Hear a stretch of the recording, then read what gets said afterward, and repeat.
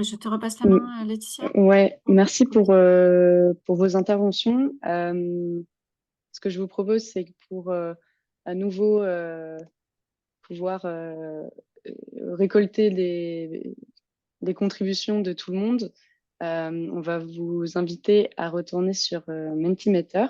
Donc, vous allez recevoir une nouvelle invitation normalement dans le chat.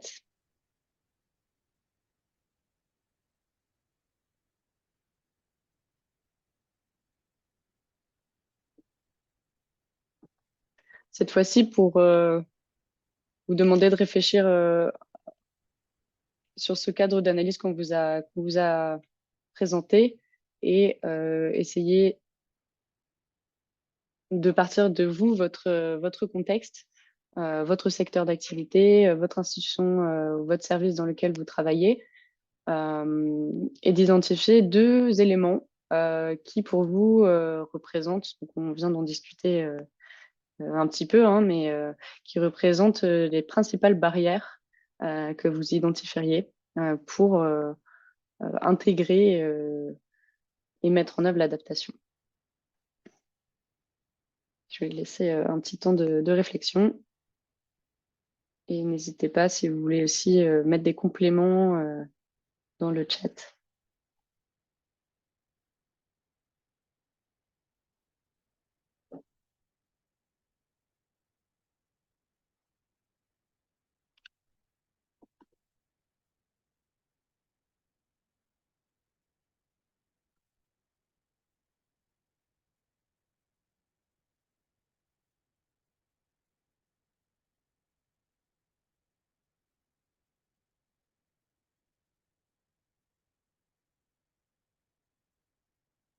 Donc pour le moment, on a quand même une majorité de réponses qui se dirigent vers les trois premiers éléments, donc la question des cadres politiques, réglementaires, la question de la capacité institutionnelle et celle des mécanismes de coordination.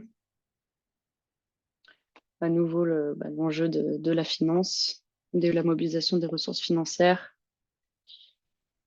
également la question de la concertation.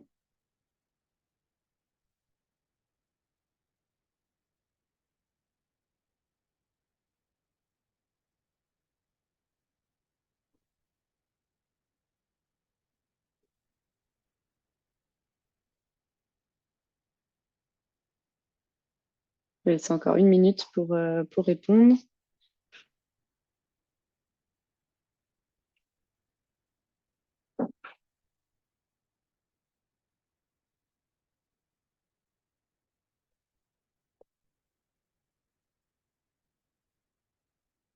Ouais, effectivement, on vous a laissé la possibilité de répondre seulement à deux éléments pour pouvoir vraiment essayer de se concentrer sur ce que vous identifiez comme les barrières les plus importantes.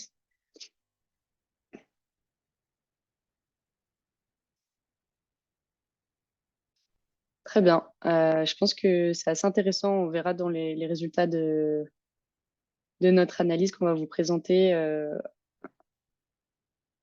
que effectivement la question de la capacité institutionnelle et celle du leadership, c'est quelque chose qui se pose de manière euh, assez systématique sur les territoires d'outre-mer, dont on a fait l'analyse.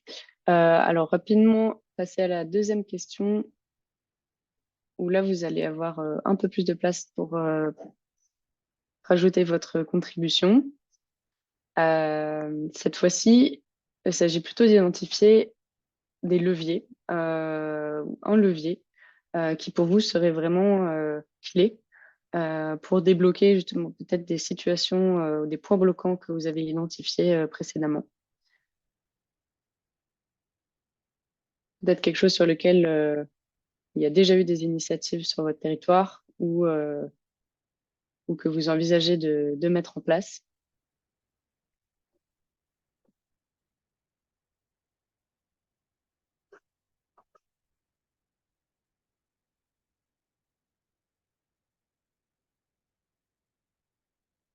On va vous laisser peut-être une petite minute de réflexion aussi.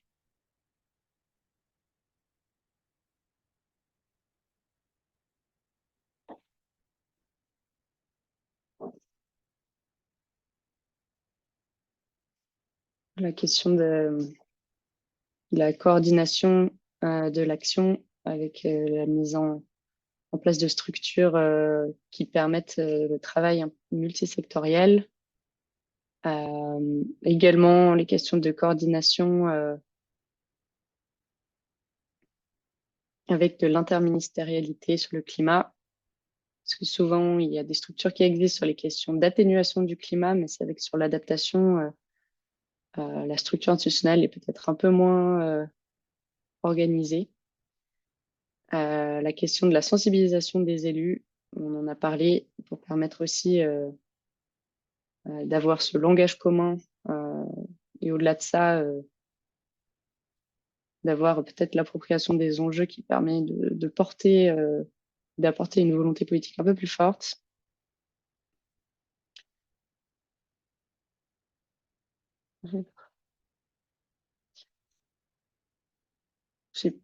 Merci beaucoup pour vos réponses. Les personnes ressources, donc la question du leadership, à nouveau, la transversalité, la communication auprès du grand public, à nouveau pour l'appropriation des concepts, des enjeux de priorisation des enjeux, la hiérarchisation des enjeux.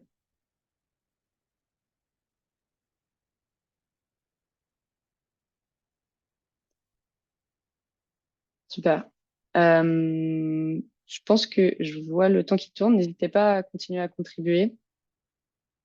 Vous pouvez également les ajouter dans le chat.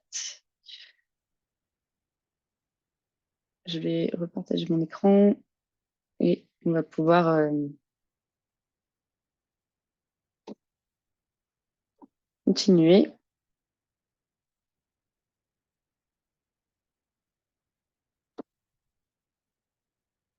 sur la deuxième partie. Parfait. Alors maintenant, après avoir un peu posé les bases donc de ce cadre d'analyse, ces différentes composantes, ce qu'on voulait faire, c'était prendre le temps de vous présenter ce travail qu'on conduit depuis quelques mois, qu'on conduit donc avec nos partenaires britanniques ODI, pour essayer de, déjà pour nous-mêmes, pour le programme Green Overseas, et puis pour vous, fournir à vous un premier aperçu qui permette aussi une comparaison entre les territoires d'outre-mer, puisque c'est vrai que là, aujourd'hui, on est plutôt réunis entre territoires français, mais on trouvait que c'était aussi intéressant d'avoir un aperçu global de tous les territoires d'outre-mer, en incluant ceux rattachés aux Pays-Bas et à la Grande-Bretagne. Fournir un aperçu du niveau de progression sur ces questions-là, de l'appropriation, des enjeux d'adaptation dans tous les secteurs. Donc, ce qu'on a fait, c'est qu'on a fait un travail de recherche, documentaire principalement, qui s'est basé donc sur l'analyse de documentation qu'on pouvait trouver en ligne. On a pu aussi échanger avec des relais du programme Green Overseas, des coordinateurs régionaux qui ont une connaissance un peu plus fine du terrain, pour pouvoir identifier ces éléments pour toutes ces différentes composantes.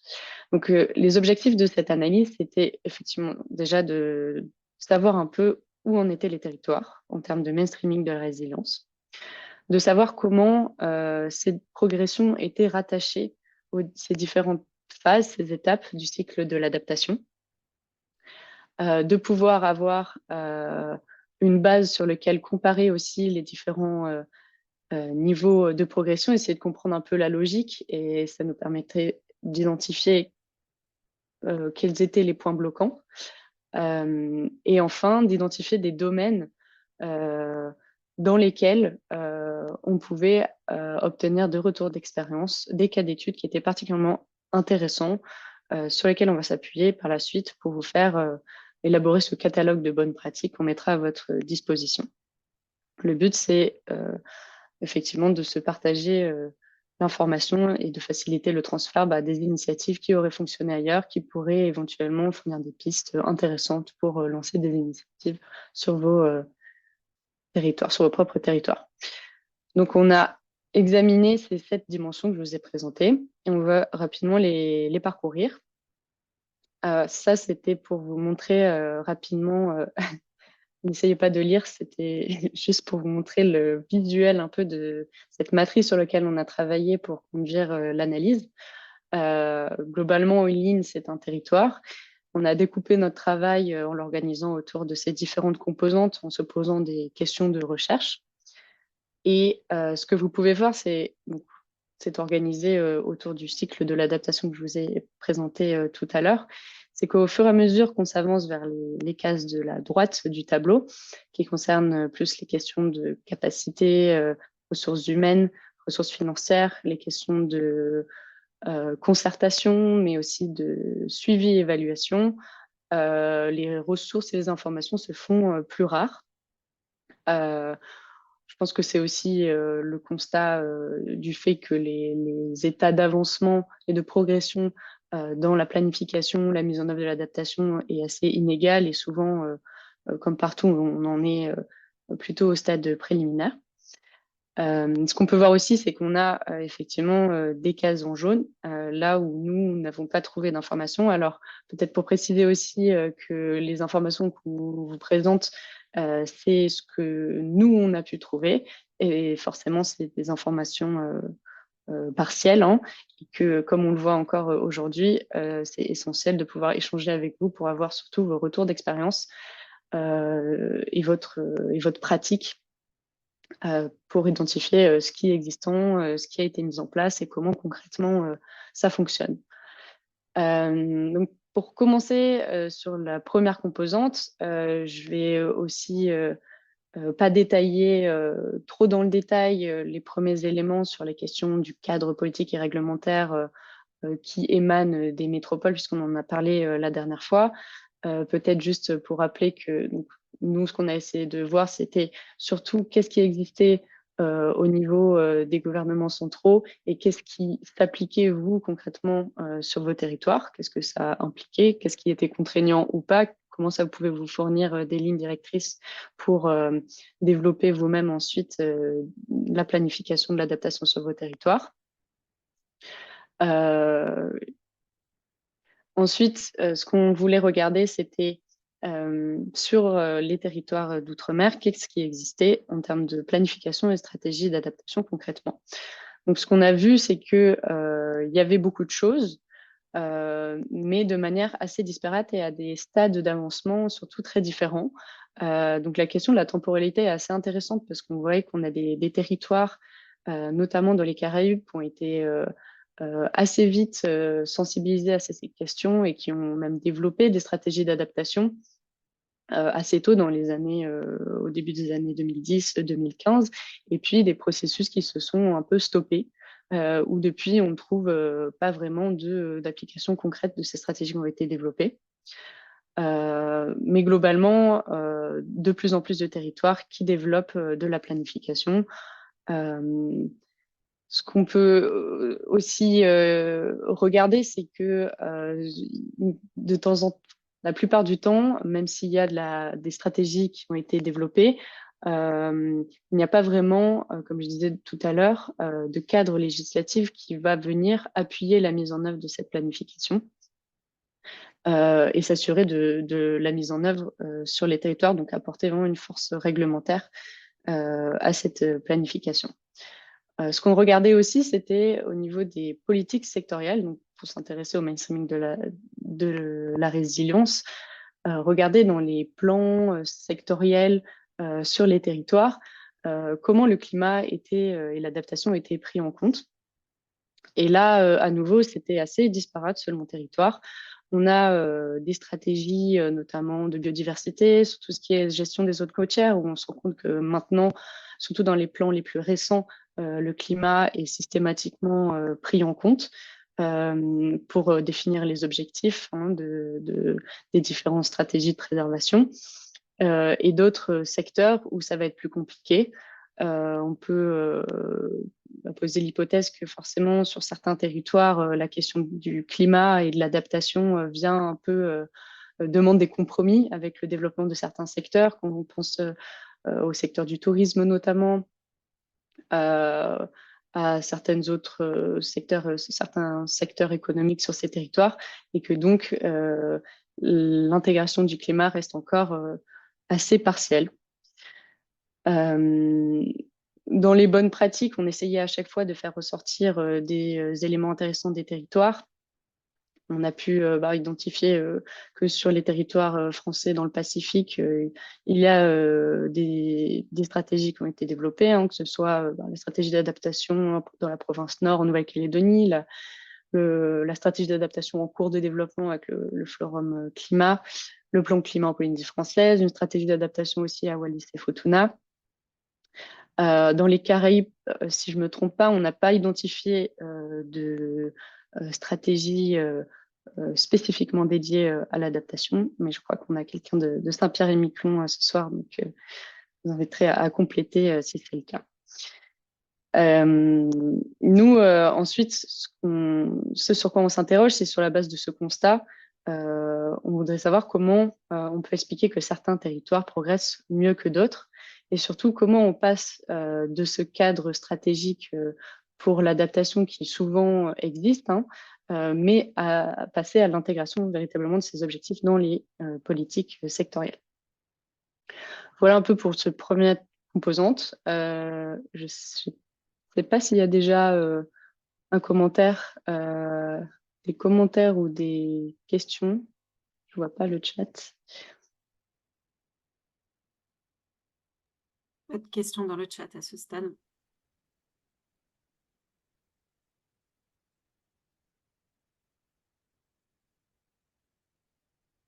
Il y a juste un commentaire qui dit les départements d'outre-mer dépendent de la métropole, mais là, le screening portait bien sur les territoires d'outre-mer et pas sur les départements d'outre-mer. Vous vouliez compléter, Monsieur Mériatek? En fait, quand vous parlez des Antilles, comme les Antilles sont des DROM, en fait, leur stratégie dépend des politiques hexagonales, en fait. Non, là, on parlait en fait des Caraïbes et plutôt des territoires d'outre-mer liés au Royaume-Uni et voilà, c'est ça, et liés aux Pays-Bas. Il me semble qu'il y en a parce que quand il y a eu le séminaire de l'AFPC, l'Association française de prévention des catastrophes naturelles et technologiques aux Antilles, on a eu des présentations de documents. Il me semble qu'il existait des choses. Oui, effectivement, hein, dans des territoires rattachés à la Grande-Bretagne ou aux Pays-Bas, il y a aussi certains territoires qui sont assez intéressants hein, d'un point de vue du niveau d'avancement sur la planification de l'adaptation. Je pense notamment aux Bermudes ou à Montserrat, qui est un tout petit territoire où, pour le coup, la réflexion est assez avancée. Et je pensais en territoire français à Saint-Barthélemy, dans les Caraïbes. Moi, j'ai une petite observation, si vous m'autorisez, par rapport à dans votre slide, le dernier paragraphe en rouge. Bien sûr, allez-y. Ouais, un des sujets, alors peut-être que Saint-Pierre-et-Miquelon pourra nous préciser aussi les éléments. Parce que là, on est vraiment dans une logique descendante d'une stratégie politique après qui diffuse dans les politiques sectorielles ou thématiques. Et en fait, là, j'essaie de travailler sur un document qui est spécifique à l'urbanisme hein, et en Nouvelle-Calédonie, mais bon, avec des principes qui sont un peu qui dépassent la Calédonie, qui est la notion d'urbanisme réglementaire par rapport à l'urbanisme opérationnel. Notamment la prise en compte de l'adaptation au changement climatique dans l'urbanisme réglementaire. Donc, on est sur des documents type Code de l'Urba où dedans on intègre des éléments, mais on est vraiment sur une démarche qui est descendante et après qui s'impose au territoire. Alors que dans l'urbanisme opérationnel, on est plutôt sur la gestion intégrée. Et donc, je parlais de Saint-Pierre-et-Miquelon, puisque quand ils ont toute la démarche pour déplacer le village, on est bien dans une logique où, pour une thématique vraiment territoriale localisée, ils ont été obligés de prendre en compte des outils ou des éléments qui sont supra, mais qui sont pensés et utilisés à partir d'un objectif de terrain. Donc, on a vraiment ces deux stratégies. Alors, je parle de deux stratégies, mais il y en a une qui est descendante et l'autre qui est ascendante. Et quand tu es ascendante, souvent, c'est plutôt le maire qui a le lead. Alors que quand elle est descendante, c'est plutôt les institutions supra, donc les gouvernements. Et ça, c'est des éléments qui ne sont pas forcément perçus parce qu'on a souvent tendance à dire c'est le pays ou le territoire qui influe et qui initie la politique. Mais à un moment donné, il faut que ces deux stratégies se croisent et se retrouvent. quand on est, parce que les maires sont un peu démunis ou désemparés quand ils sont à faire face à des enjeux d'adaptation, puisqu'ils sont souvent sur des réalités avec un risque létal pour leur population ou des enjeux d'activité à déplacer. Et c'est vraiment, il y a vraiment cette problématique. Donc, on n'est pas que sur, en tout cas, dans l'opérationnalité, on n'est pas que sur ces sujets de stratégie descendante. On est aussi après de savoir comment, dans les stratégies ascendantes de planification et d'aménagement du territoire, on intègre ces composantes et comment on obtient les moyens d'y arriver. Mmh. En fait, la question qu'on s'est posée, c'est de se dire, est-ce que, par exemple, s'il y a un plan climat sur l'ensemble du territoire, donc qui vise un peu à être un point d'appui pour le travail ascendant dont vous parlez, est-ce que justement c'est un réel point d'appui? Est-ce que ça vous sert pour y faire référence, pour argumenter, pour avoir plus de force pour développer ces approches ascendantes? Alors, concernant par exemple, vous voyez, le plan climat, donc la cellule de l'habitat et de l'urbanisme, on a travaillé aussi sur un autre document qui s'appelle Vers une politique publique partagée de l'habitat, puisqu'on est sur des compétences, on va dire partagées sur l'habitat, ou même l'habitat, c'est un peu plus compliqué en Nouvelle-Calédonie, on est sur des compétences croisées, puisque l'aide à la pierre pour le logement social, c'est les provinces. Par contre, l'aide à la personne type allocation, c'est la Nouvelle-Calédonie. Et là-dessus, après, on regroupe le logement privé. Donc, en fait, j'essaie de travailler sur un document qui essaierait de regrouper ce que fait chacun, toutes les actions de chacun qui contribuent à cette stratégie. Et en fait, dans le document, j'ai intégré des actions du plan climat de la province Nord qui contribuent à une amélioration de l'habitat et du logement.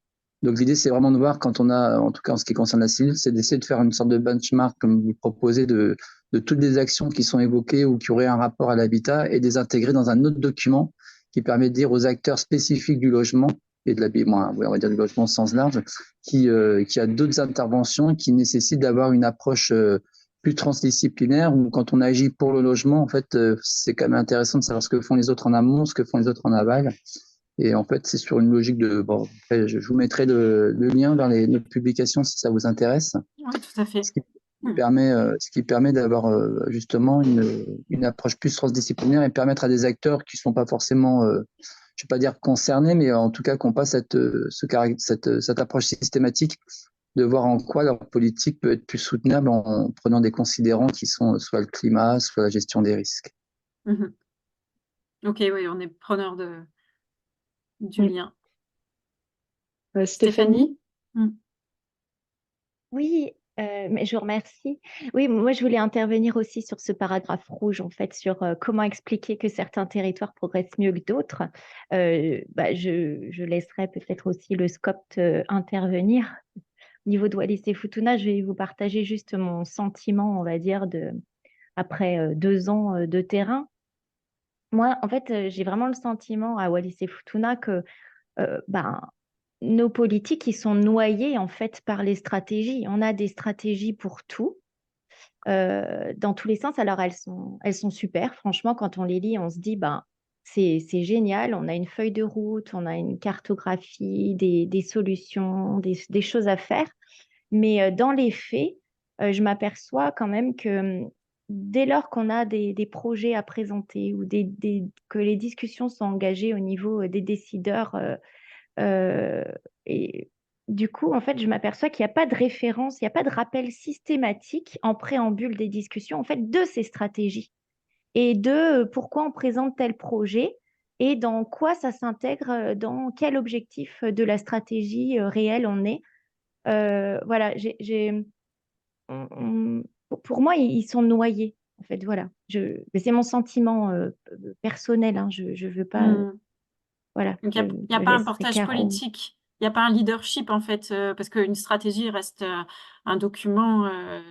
À, à partir du moment où il y a pas de portage, ça ne reste qu'un document. Donc Voilà. ça veut dire Pardon, alors que sur certains grands territoires, on pourrait se dire, ah bah c'est parce que ce ne sont pas les mêmes personnes qui ont participé, ont contribué à la rédaction de la stratégie, et du coup ensuite les décideurs politiques, eux, doivent plutôt en tenir compte. C'est pas le cas à Wallis et Futuna, donc en fait ça devrait être plus facile puisque ils sont intégrés, on va dire, dès le début des rédactions des stratégies. Donc ça devrait être plus facile, mais malheureusement, voilà, je trouve qu'il n'y a pas ce rappel systématique ou cette obligation de faire référence à la stratégie, de savoir à quel niveau on est quand on va vouloir mettre en place une politique sectorielle. Mhm. Du coup, ça part un J'ai peu dans tous aussi, les sens. La Pardon. cohérence. j'ai aussi dans le chat donc un commentaire sur en Polynésie, ni le plan climat ni le schéma général d'aménagement n'ont de valeur normative, ce qui fait qu'ils constituent une stratégie parmi d'autres. Il y a bien un enjeu à consolider un cadre réglementaire pour que ces documents soient structurants et pour avoir une articulation entre eux et entre les différentes politiques sectorielles. Donc, ça veut dire que vous sentez le besoin, à un moment donné, d'avoir un outil réglementaire qui soit plus fort pour asseoir en fait l'implémentation de la traduction de ces stratégies dans les faits. En fait, si je comprends bien, il y a vraiment quelque chose qui se joue au niveau réglementaire. Est-ce que c'est le cas sur plusieurs territoires?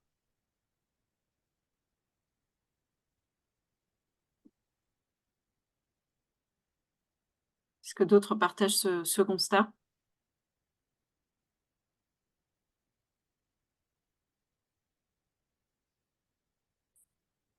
Moi, au niveau du constat, en fait, l'importance aussi alors que ce soit de la norme imposée ou de la norme volontaire, bon, il y a toujours un peu le débat hein, sur ce qu'il faut imposer, pas imposer. Mais en tout cas, une chose est sûre, c'est que pour la demande de subvention, quand on peut annexer nos demandes avec un document stratégique supra, ça facilite. Ça facilite quand même parce qu'on a des opérateurs.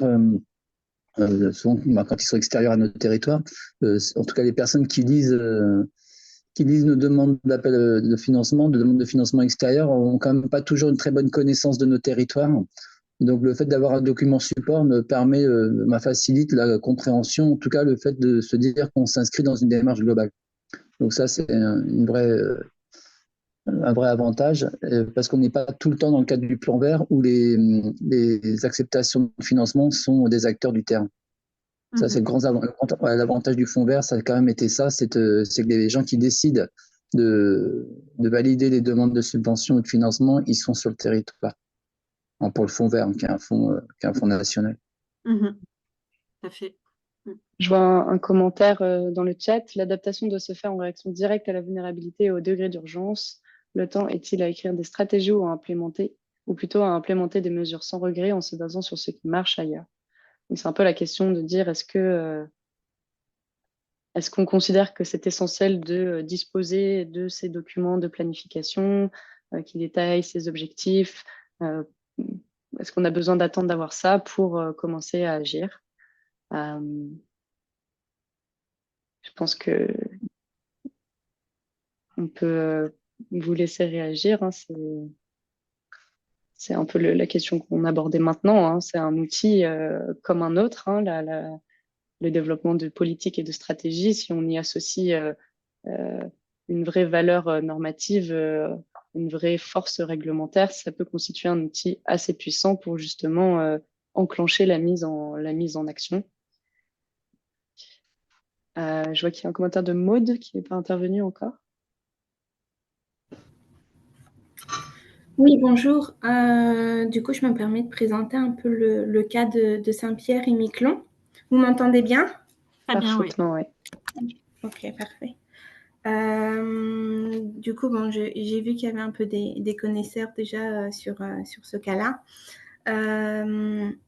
Moi, je travaille sur la commune de Miquelon-Langlade, qui est située du coup sur l'archipel de Saint-Pierre et Miquelon. Et ce qu'il y a à Miquelon, c'est que cette commune est située sur une plaine sédimentaire assez basse au niveau de la mer.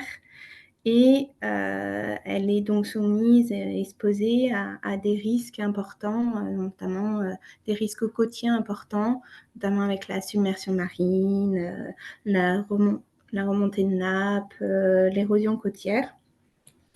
Et c'est un bon exemple, je pense, d'un succès, d'une volonté politique du gouvernement qui rencontre une volonté politique communale pour en fait permettre de faire un nouveau projet. L'objectif aujourd'hui sur cette commune, on a deux, on va dire, deux projets. Un projet à court terme qui permet du coup d'améliorer la connaissance du territoire et d'adapter le village, et un projet sur le long terme de relocalisation du village. Et donc, pour ce projet-là, on n'a pas tant que ça de documents, hein. Aujourd'hui, alors du coup, Christophe pourra compléter si j'en oublie, mais ça a commencé notamment avec la mise en place d'un PPRL, donc un plan de prévention des risques littoral, qui met en avant la vulnérabilité du territoire. On a du coup un PAPI aujourd'hui, un plan d'action de prévention des inondations, qui lui va porter du coup le projet sur le village actuel et une partie du projet de relocalisation du village. C'est un outil qui permet déjà, ce qui est assez pratique, c'est un outil qui va permettre d'englober une gestion globale du risque sur l'ensemble des domaines sur le village. Et aussi, ce qui est intéressant pour les communes, c'est que c'est un portage financier évident. Dans le cadre de la relocalisation du village, aujourd'hui, alors sur Miquelon, c'est un STO, un schéma territorial d'aménagement et d'urbanisme. Alors, il est déjà, on va dire, à Miquelon, les gens sont assez libres de la façon de construire. Et il y a aujourd'hui des personnes qui travaillent sur la révision de ce STO pour justement ce projet de relocalisation du village. Voilà, donc je pense que ça a été le bon moment. Après, ça s'est pas fait du jour au lendemain, hein. C'est-à-dire qu'aujourd'hui, moi, je viens d'arriver sur le territoire, mais ça a été des années aussi de travail des instances gouvernementales, de la commune, pour monter ce projet qui voit enfin le jour, qui commence à voir le jour aujourd'hui. Mmh. Alors moi, j'ai plusieurs questions qui me viennent en tête. Quand vous parlez de portage financier, qu'est-ce qui est couvert à travers le PAPI? Est-ce que c'est vraiment à la fois le fait de devoir... j'imagine que c'est assez complexe en termes de... là encore, d'ingénierie financière. Ça veut dire Après, investir... Allez-y. Pour faire allez-y. simple, aujourd'hui, dans le cadre du PAPI, il y a 3 financeurs. Une partie qui est de l'État, une partie de la commune de Miquelon et une partie de la collectivité territoriale. Aujourd'hui, Miquelon, c'est un cas particulier. La collectivité territoriale est sur Saint-Pierre et Miquelon, et vous avez la commune de Miquelon d'un côté et la commune de Saint-Pierre de l'autre. Il y a 3 financeurs. Après, il y a d'autres financeurs qui vont s'ajouter pour le nouveau projet, notamment avec la Banque des territoires. Après le portage financier, alors je pense que ça permet de débloquer justement des fonds qu'une commune comme Miquelon de 600 habitants ne pourrait pas tout simplement dépenser, hein, qui n'a pas les moyens aujourd'hui. Alors, en fait, je me demandais qu'est-ce que ça couvrait sur les frais, enfin les coûts qui allaient être engagés. Est-ce que c'était les coûts, y compris de démolution des bâtis qui seront abandonnés dans le futur? Est-ce que c'est toute l'ingénierie nécessaire à ce déplacement, y compris, j'imagine, concertation avec les territoires, les zones d'accueil? Je ne sais pas ce qu'il y a sur ces zones d'accueil. Ça comprend aussi la recherche foncière. Enfin, voilà, juste à nous donner une petite idée de qu'est-ce qui est couvert par ce portage, par cette enveloppe financière. Alors, le PAPI, ça va couvrir des actions qui sont assez différentes. Notamment, on a en ce moment une action sur la réhabilitation d'une côté ouest. Et ça, c'est sur le village actuel de Miquelon. On a aussi une autre partie du coup financière pour le nouveau village, comme vous dites. Et ça, pour l'instant, je n'aurai pas forcément les réponses puisque tout simplement c'est en construction pour savoir comment les personnes, les Miquelonais vont être indemnisées exactement. Il y a des gens qui travaillent sur ça. Ok, très bien. Merci beaucoup pour votre retour. Je pense que on avait déjà eu une intervention qui mentionnait Saint-Pierre et Miquelon à la première session et on n'avait pas eu votre retour sur comment ça se passe concrètement. Je propose qu'on continue, Sandrine, ou Oui, parfait. je vois qu'il y a encore une main levée. Oui. Si vous m'autorisez un petit complément là, par rapport à ce qui vient d'être dit, ce que vous avez présenté sûr. tout à l'heure, quand dans votre cycle, à un moment donné, vous avez bien indiqué, voilà, vous proposiez quelque chose que vous considérez qui ne se faisait pas d'une manière générale, qui était je crois que c'était dans l'étape 2. Et là, on le voit avec Saint-Pierre et Miquelon, c'est qu'il n'y a pas vraiment d'instant zéro. Et on voit bien que, indépendamment de la stratégie, on a au niveau opérationnel, on a besoin de deux choses en préalable, quels que soient nos territoires. C'est un, avoir une connaissance de l'aléa, et deux, d'avoir un référentiel de la vulnérabilité par rapport à nos aléas et nos risques. Et ça, on n'est pas tous égaux, justement, les territoires par rapport à cette connaissance et aux moyens pour obtenir ces données. Complètement. Bah, on va y venir. Et juste pour Saint-Pierre-et-Miquelon, il y a une plaquette, il y a un document qui est sur le net toujours pareil, de la FPCNT sur Saint-Pierre-et-Miquelon qui apporte pas mal d'informations. Moi, je ne sais pas si je peux vous envoyer le lien puisque je l'avais téléchargé à l'époque.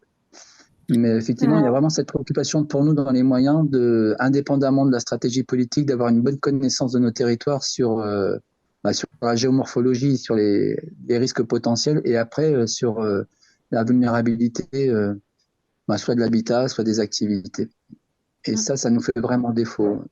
Nous, en tout cas, à Nouvelle-Calédonie, on commence juste à essayer d'avoir en place un référentiel du littoral pour pouvoir justement avoir une donnée qu'on pourrait croiser avec des données satellites, justement pour avoir un niveau de précision peut-être pas au départ extrêmement grand au niveau grâce au satellitaire. Et après, on essaie de le croiser avec du litho 3D. Et après, il faudra qu'on mette en place des référentiels. Et pour les référentiels, on compte s'appuyer sur l'ingénierie d'État, parce que ce soit le BRGM ou le CEREMA, ils ont des outils. Nous, on souhaite juste pouvoir disposer des moteurs et des applications pour pouvoir les utiliser avec nos données. Ok, très bien. Parfait, ben, merci beaucoup pour cette discussion. Pour la suite, Sandrine, je te laisse prendre le relais. Oui, donc deuxième composante que nous avons étudiée dans le cadre de ce travail de screening. Donc, il s'agit des deux critères suivants. Donc, est-ce qu'il y a des structures institutionnelles pour traiter ces questions liées au changement climatique? Et est-ce qu'il existe un leadership pour porter ces questions de changement climatique et d'adaptation et de résilience, bien sûr? Alors, sur ces deux critères, la principale conclusion, c'est comme pour les autres, on a des territoires qui divergent de manière significative. En ce qui concerne l'implication des leaders politiques, leur implication à mettre en jeu leur capital politique sur ces sujets-là, à se saisir de ces sujets-là et à s'investir dans l'élaboration de plans. Alors, il faut savoir ce qu'on a, comme le disait Laetitia tout à l'heure, le screening a porté sur l'élaboration de documents qui sont parfois plus anciens, qui datent du début des années 2000-2010. Et donc, ce qu'on peut constater, c'est que le processus de portage politique, il n'est jamais linéaire. Donc, il y a des moments un peu forts où on a pu identifier un leadership et puis des moments où ce leadership est moins visible.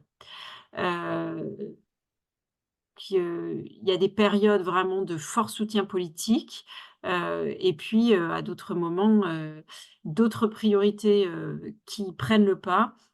C'était assez évident, évidemment, au moment du Covid. Et donc, voilà, gardons en tête que ces processus n'étant jamais linéaires, il peut aussi avoir l'émergence de leaders sur ces sujets-là. Une question qu'on s'est posée, c'est sur notamment au regard de la capacité institutionnelle et de la structure institutionnelle, est-ce que la taille des territoires peut être un facteur explicatif? Euh, donc, on a pu constater que la petite taille d'un territoire pouvait être un atout, car le leadership, du coup, peut être fort. Les objectifs peuvent être communiqués assez aisément. Et de petites équipes qui interviennent sur ces territoires, ces petits territoires, peuvent être formées assez rapidement et finalement constituer des comités assez opérationnels qui peuvent guider l'action. D'un autre côté, on a pu aussi constater sur des territoires un peu plus vastes et donc plus complexes et donc avec des structures plus importantes, heu, c'était une force d'avoir des structures plus conséquentes avec agrégeant plus d'expertise. Mais en revanche, dans les faits, cela ne conduit pas nécessairement au développement de structures institutionnelles qui sont porteuses de la résilience. Autre point qu'il est intéressant de noter, que nous avons noté, c'est est-ce que finalement on crée des nouvelles instances? Donc est-ce qu'il est nécessaire de créer des nouvelles instances pour porter ces questions émergentes de résilience et de changement climatique? Ou est-ce qu'il est plus opportun et plus efficace d'utiliser des structures existantes? Alors dans les territoires liés au Royaume-Uni, ces territoires-là plutôt reproduit ou utilisé des structures existantes, souvent par exemple les comités de gestion des risques de catastrophe. Lié à ça, c'était plutôt un enjeu et une justification politique. Heu, c'est la responsabilité dans ce genre de cas de risque de catastrophe était partagée entre le bureau du gouverneur, qui lui très souvent est en charge en première ligne de la gestion des risques de catastrophe, et puis partagée avec le Premier ministre qui s'occupe de la politique intérieure en général et dirige les travaux. Pilote en fait l'ensemble des travaux ministériels et en particulier ceux du ministère de l'Environnement. Pour les territoires français en revanche, il y a beaucoup plus d'institutions et donc parfois une fragmentation du sujet, de l'enjeu entre différentes institutions. En termes de bonnes pratiques, on a pu identifier des pratiques en Nouvelle-Calédonie. Où là, pour le coup, de nombreuses institutions et organisations sont impliquées dans l'action climatique. Donc le gouvernement lui-même, heu, qui a élaboré les plans que nous évoquions à l'instant, mais aussi qui arrive à agréger en fait et à associer, à mobiliser toute une série d'acteurs que sont l'ADEME, les chambres d'agriculture et de pêche, des financeurs type Expertise France, Agence française de développement, mais aussi peut-être plus ponctuellement, mais ils nous le diront, certains fournisseurs de services climatiques et de données climatiques tels que Météo France, l'IRD. J'ai vu que l'IRD était connecté également. Heu, les conservatoires d'espaces naturels, l'Observatoire de l'environnement et donc l'idée, c'est de peut-être d'aller plus loin et de réfléchir et de poser la question, à ce territoire, pour savoir comment il réussit à finalement intégrer et faire prendre les choses entre ces différents, parties prenantes, dans le Pacifique. Autre point qui était intéressant dans ce cas, c'était, que, les organisations qui font de la coordination au niveau régional, heu, telles que, le PROE, ou la Communauté du Pacifique, heu, sont impliquées, dans le financement, et arrivent à apporter un certain appui, à des projets sur ce territoire. Donc confirmez-nous dans la suite des échanges et explicitez-nous le contexte auquel on n'a pas forcément accès dans tous les détails. Autre point, est-ce que finalement il y a un leader ou une entité particulière qui se dégage et qui porte, qui est dédiée en fait à ces questions d'adaptation et de résilience climatique? Donc, ce qu'on a pu constater, c'est que dans la plupart des cas, il n'y a pas un leadership spécifique, séparé, qui propulse en fait ces activités liées au climat.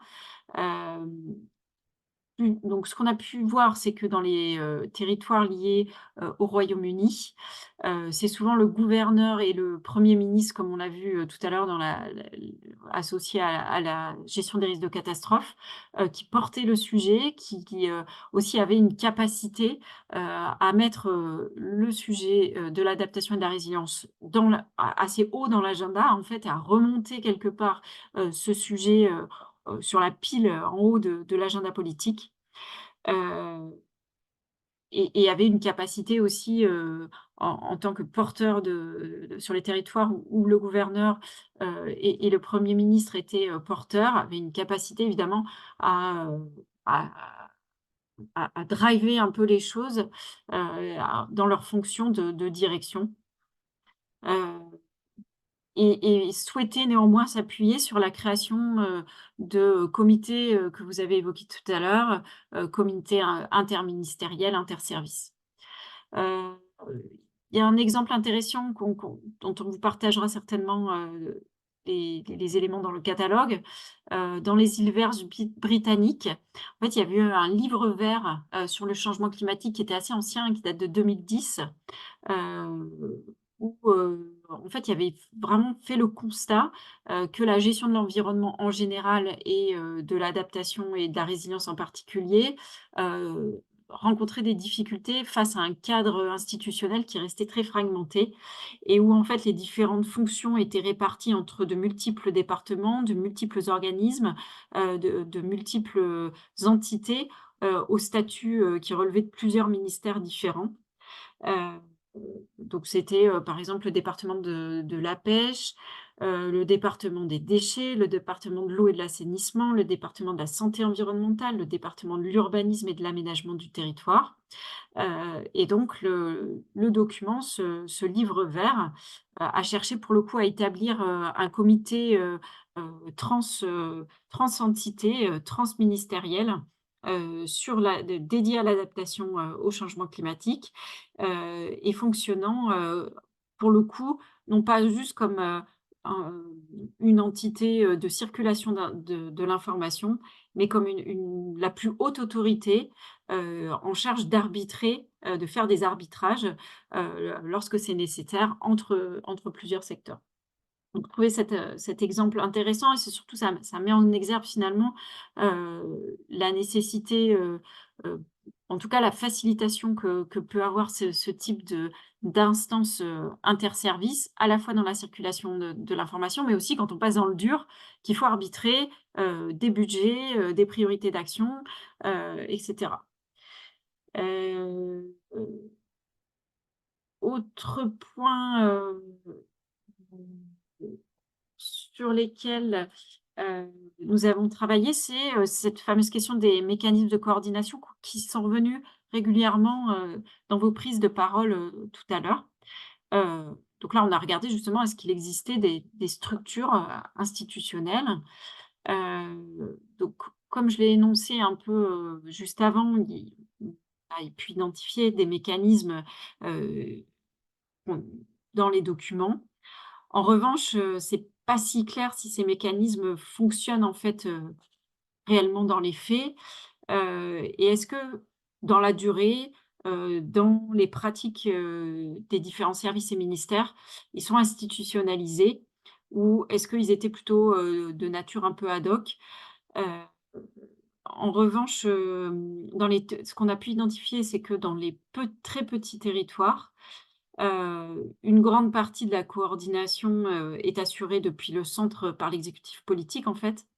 Les gouverneurs dont on a parlé, mais aussi certains hauts commissionnaires qui sont nommés par les métropoles Et donc finalement, il y a une facilité à enraciner ces questions-là du fait d'une forme d'un centre politique et d'un exécutif politique qui fait office euh, de leader et qui prend en main cette organisation institutionnelle. Donc, parmi les exemples, il y avait celui des Bermudes. Donc, enfin, ils gèrent et ils génèrent des flux financiers importants, heu, qui soutiennent des programmes de développement et de protection de l'environnement sur leur propre territoire. Donc, évidemment, ils ont une capacité financière liée à ça. Mais en fait, plus important que la capacité financière et que les flux financiers, heu, ils sont dotés d'une expertise particulière sur un créneau qui est les nouveaux produits d'assurance environnementale et qui place finalement les Bermudes à la pointe de l'activité réglementaire dans ce domaine. Et du coup, la sphère publique bénéficie et profite de cette industrie privée en fournissant en fait une expertise juridique et politique qui est substantielle et qui permet ensuite de travailler avec finesse et de manière très opérationnelle sur ces questions de résilience. Donc les deux questions sur lesquelles on souhaiterait assez rapidement vous faire réagir en quelques minutes, c'est pour en fait, comment est-ce qu'on peut partager les leçons sur la conduite de l'adaptation dans un contexte où on est dans des ressources qui sont contraintes? Est-ce que vous vous reconnaissez dans ces exemples qui sont plutôt issus en grande partie des territoires plutôt des Caraïbes, en tout cas liés au Royaume-Uni? Et est-ce que vous-même, vous pouvez nous dire quelques mots de ces pratiques de comités interservices, interministériels? Est-ce que c'est mis en place sur vos territoires? Et sinon, est-ce que ça pourrait être une solution? Voilà, quelques réactions de votre part.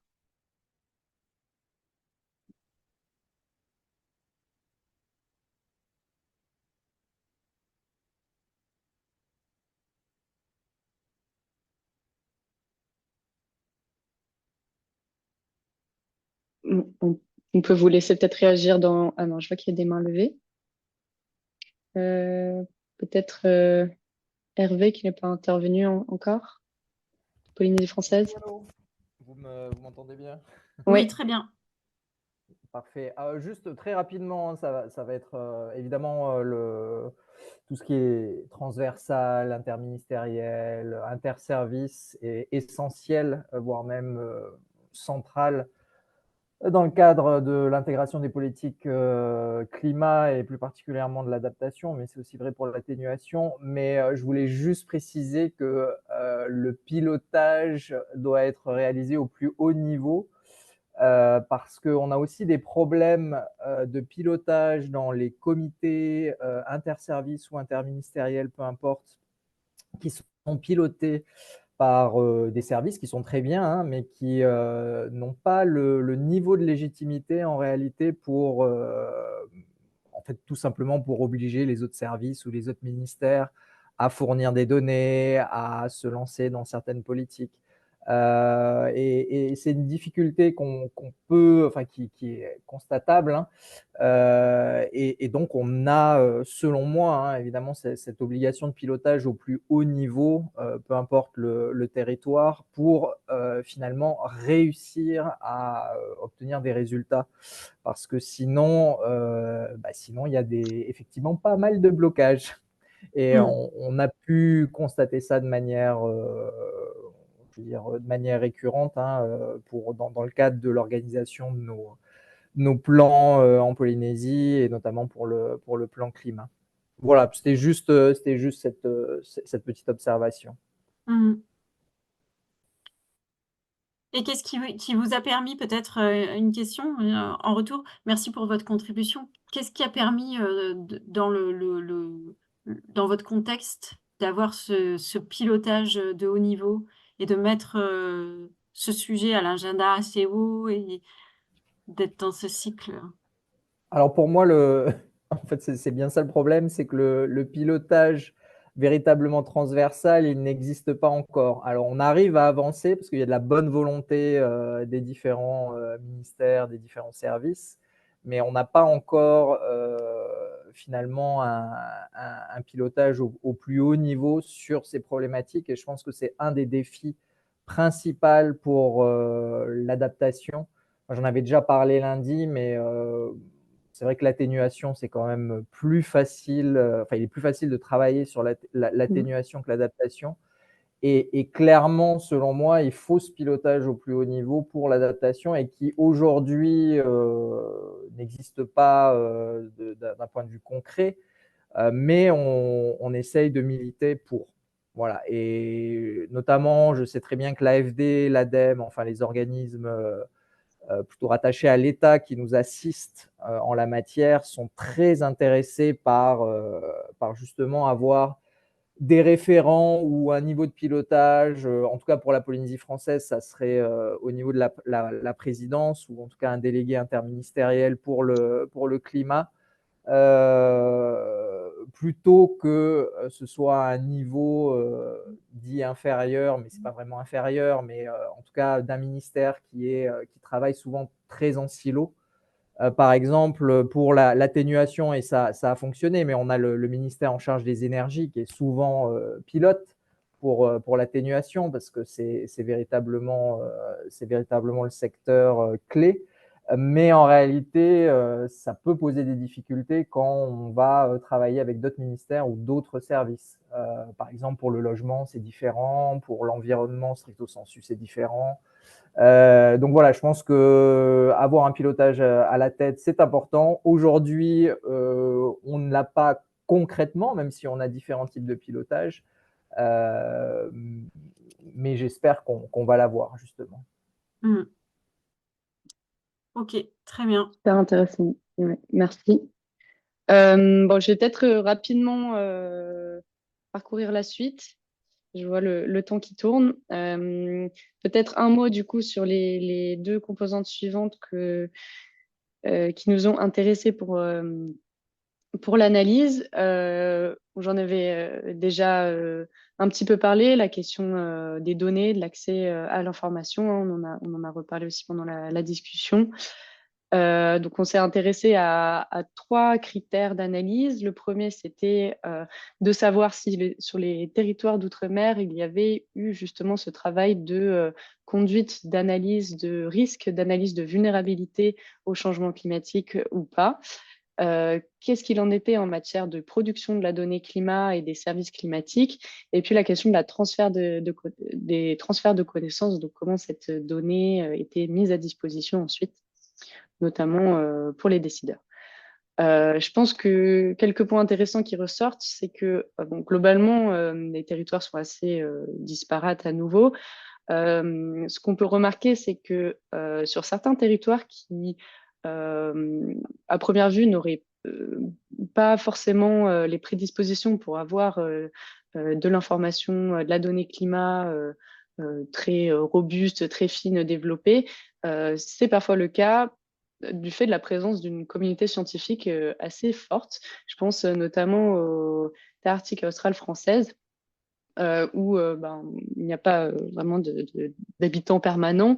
Il n'y a pas donc le préfet et même à la Réunion, mais pour autant, du fait de la communauté scientifique et de l'importance écologique de ces territoires, il y a la production de données climat à une échelle assez fine, et où on dispose d'informations véritablement très robustes, à la différence de certains autres territoires, par exemple dans le Pacifique, où c'est beaucoup plus compliqué d'accéder à de l'information en continu, actualisée et à une échelle assez fine, qui permettent de disposer d'outils de planification, comme on parlait tout à l'heure, qui s'appuient sur ces analyses de risque qui soient robustes. Peut-être 2 autres choses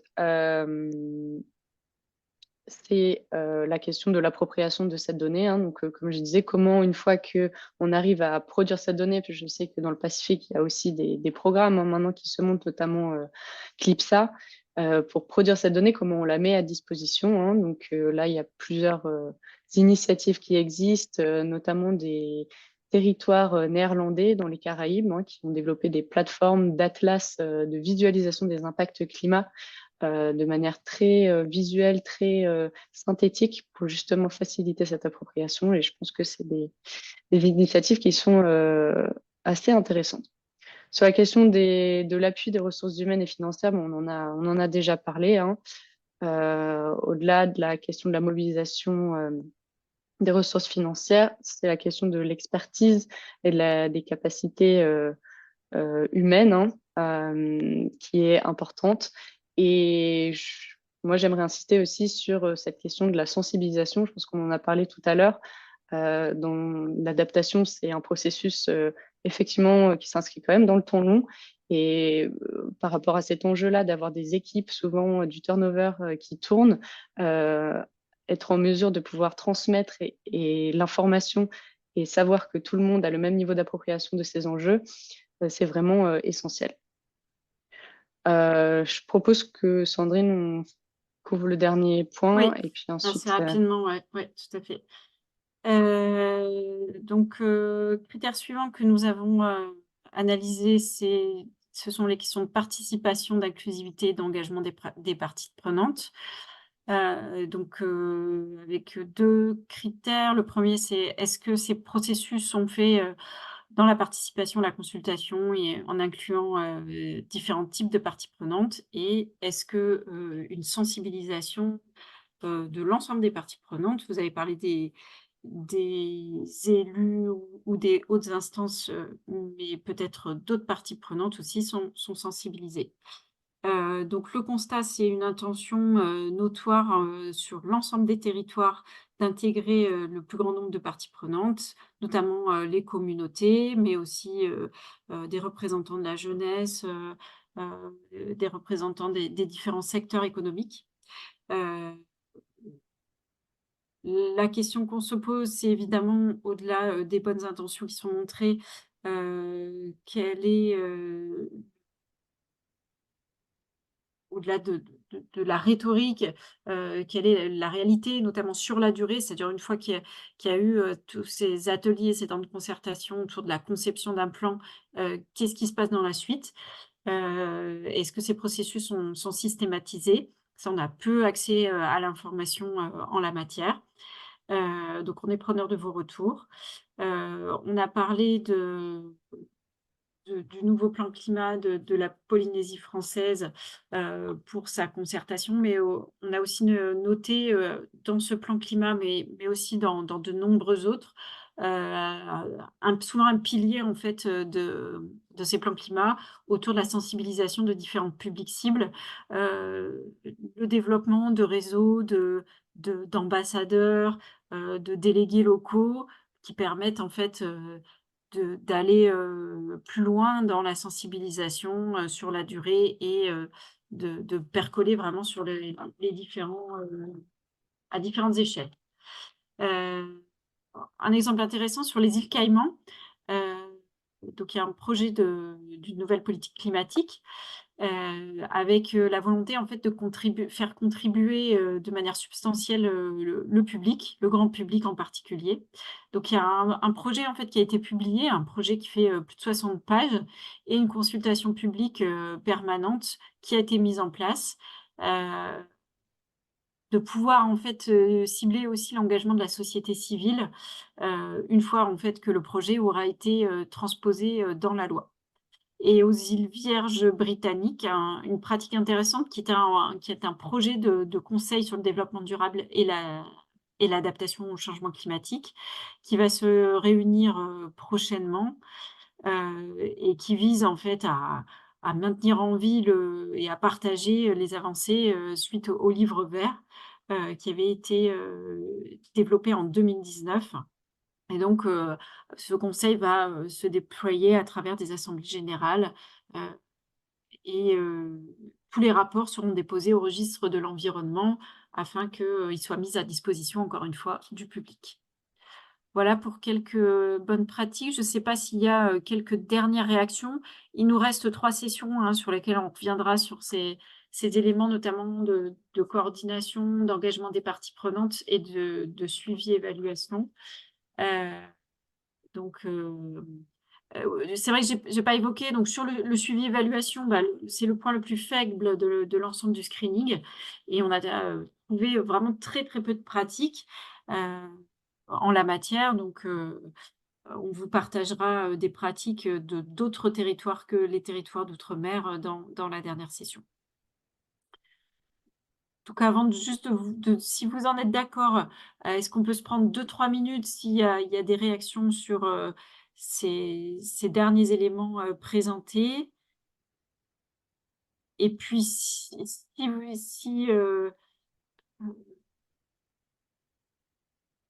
vous avez encore un tout petit peu de temps, on aurait souhaité vous présenter l'outil. Si il y a beaucoup de réactions et de contributions, on pourra le présenter dans une session ultérieure. Allez-y, Monsieur Mériadec. C'est juste pour faire un petit retour par rapport au forum Oui. climat.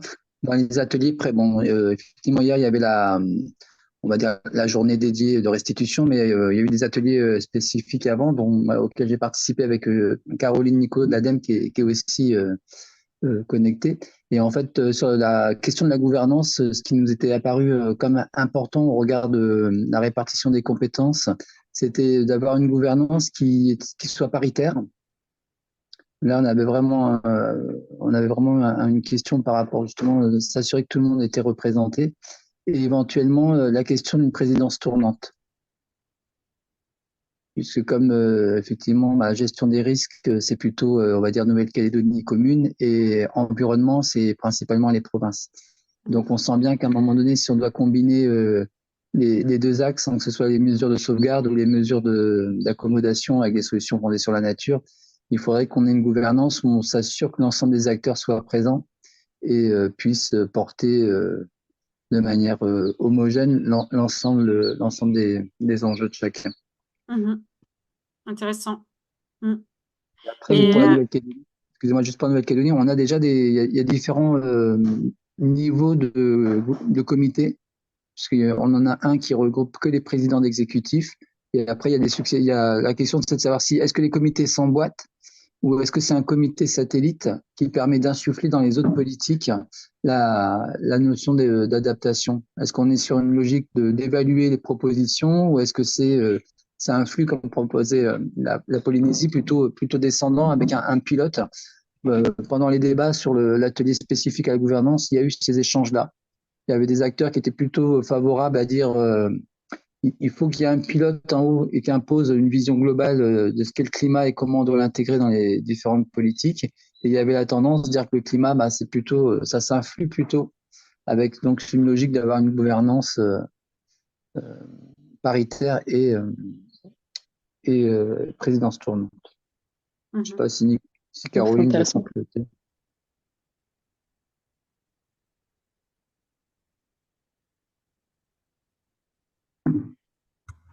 Alors, s'il n'y a pas de complément de Caroline, est-ce que Céline vous... Oui, alors juste, moi, c'était par rapport, j'ai fait un commentaire sur le chat, mais je ne sais pas si c'est très clair. C'est par rapport à l'acquisition des données. Et souvent, on est plus sur l'acquisition de données par opportunité, avec des projets de recherche par opportunité.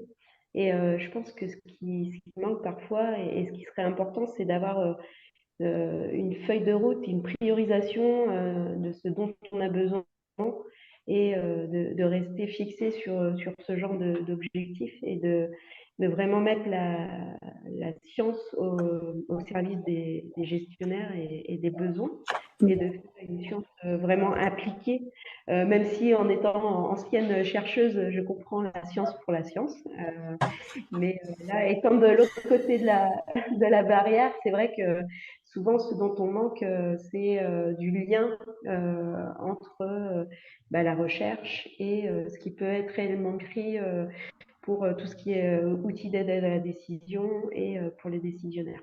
Donc, plutôt essayer d'avoir une réponse construite plutôt que par opportunité. Hmm. Et c'est la Et même qui chose pour les s'inscrit sur budgets, en fait. et qui s'inscrit sur Parce la que, durée aussi, qu'il n'y ait pas de oui, une pérennisation, une pérennisation. feuille de Mm. en fait, indépendante même de la politique en cours, je dirais, parce que souvent, ce dont on fait face, ce à quoi on fait face, s'il n'y a pas de cadre réglementaire, c'est que suivant le gouvernement en place, etc., il peut y avoir des orientations totalement différentes. Donc, c'est aussi pour ça que le cadre réglementaire peut être important. C'est parce que normalement, un cadre réglementaire, sauf s'il est abrogé, bien sûr, peut assurer la pérennité de certaines Hmm. décisions qui ont été prises. Donc, c'était un petit peu sur ça aussi que je voulais intervenir. Tout à fait. Merci. Merci à vous de votre contribution. Caroline, du coup, vous souhaitiez compléter ou réagir? Non, parce que le temps, on a débordé et je pense que Steven a vraiment bien résumé les échanges. C'est vrai que c'est des questions compliquées. Nous, en Nouvelle-Calédonie, on est en plein dedans, donc c'est vrai que le webinaire est très intéressant et nous-mêmes, là, on est en train de construire avec les acteurs toute cette feuille de route sur l'adaptation qui va venir. Donc, beaucoup de choses à dire et pardon, je suis pas intervenue parce que je voulais privilégier les échanges avec les autres participants et écouter, voilà, les interventions des autres territoires. Et moi, j'étais très intéressée par le benchmark, en tout cas, de ce qui se passe dans les autres territoires sur ces questions très complexes et pour lesquelles on n'a pas les réponses encore tout le temps. Très bien. Merci en tout cas. Merci à vous. De toute façon, il reste d'autres sessions, donc elles sont plus, en tout cas les 2 suivantes, elles sont vraiment elles visent à être très participatives pour vous laisser vraiment le plus de place. Donc, je propose que on puisse revenir sur vos questionnements et qu'on trouve des espaces dans les sessions suivantes. Laetitia, peut-être pour, je sais pas ce que tu en penses, mais peut-être pour pas aller trop vite sur la présentation, peut-être qu'on peut garder la présentation de l'outil pour la prochaine, alors si ce n'est la prochaine session, peut-être celle d'après. Ouais, très bien, pas de souci. Juste peut-être pour vous dire au sujet de, voilà, des résultats de l'analyse qu'on vous a montré, l'idée c'est pour nous aussi qu'on s'appuie sur ces recherches-là pour élaborer un catalogue où voilà, on pourrait restituer les principaux éléments de cette recherche, détailler les principaux cas d'études, les initiatives intéressantes qu'on a identifiées et qui pourront vous être utiles par la suite. Et donc, ce sera un catalogue qui, bien sûr, sera mis à votre disposition en ligne. Donc, vous aurez accès à toute cette matière, hein, au-delà de juste cette présentation pendant les 2 heures de formation. Et donc, j'ai remis au tout début dans le chat, je peux vous le remettre une fois là dans les échanges, le lien vers la plateforme Green Overseas. Il suffit, je crois, de vous créer un login et un mot de passe très facilement pour pouvoir avoir accès. Donc, on mettra en ligne les présentations, les enregistrements, et puis on vous donnera également de la documentation qui nous paraît intéressante au regard des échanges qu'on a eus pour aller plus loin, et des liens vers des sites, des plateformes qu'on a évoquées au cours des échanges. Donc voilà, on vous donne rendez-vous en fonction de votre territoire, soit lundi, soit mardi prochain, pour une session qui sera dédiée à l'identification des parties prenantes et encore une fois, on vous mettra en exercice pour la prochaine session pour pouvoir appliquer les choses et préparer le travail sur vos territoires. Et est-ce qu'il est possible d'avoir le contact des participants? Je pense que, bien sûr, je parle sous le couvert de Julie. Euh, Oui, Oui, oui, alors déjà, merci, je voudrais revenir sur la plateforme. Donc, effectivement, le lien qu'a transmis Sandrine, vous retrouverez tous les supports de présentation, etc. Et il y a aussi un annuaire, en fait. Donc, vous pouvez retrouver le contact des participants aux sessions, mais aussi le contact des références sur les Bermudes, par exemple, qui a été présenté un petit peu ou évoqué aujourd'hui. Donc voilà, vous avez tout l'annuaire des membres, en tout cas des communautés, qui se retrouvent sur la plateforme. Et alors, il faut compter à peu près 48 heures pour que votre enregistrement soit pris en compte sur la plateforme. Voilà. Très bien. Mais en tout cas, merci à vous pour votre participation et pour les échanges et votre attention. Et donc, on se donne rendez-vous lundi ou mardi de votre territoire, mêmes horaires. Merci Merci. beaucoup, bonne journée.